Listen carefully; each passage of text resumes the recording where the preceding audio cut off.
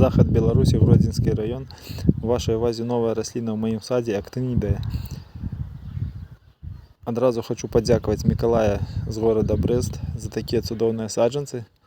Ось, як бачите, посадив, зробив одразу шпалеру, підв'язав і зробив оборону від котів. Тому що прочитав в інтернеті, що коти люблять молоді побіги актинідії. Ось зараз поглядимо, як це все виглядає.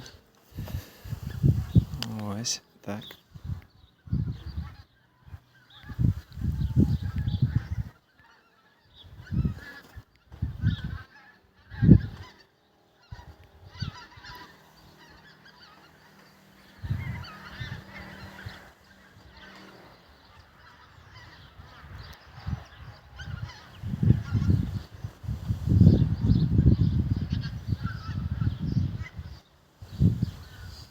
Кришечку, пробачте.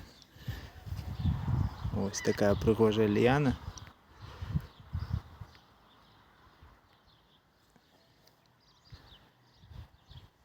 Ось така пригожа ліана. Это мужчинський саджанець. Ось так виглядають жіночі два маленькі. Ось. І ще один жіночий саджанець.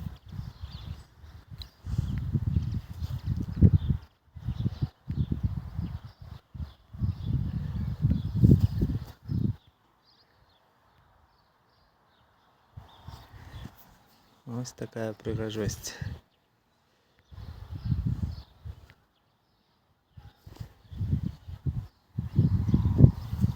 Великий дякую за прогляд.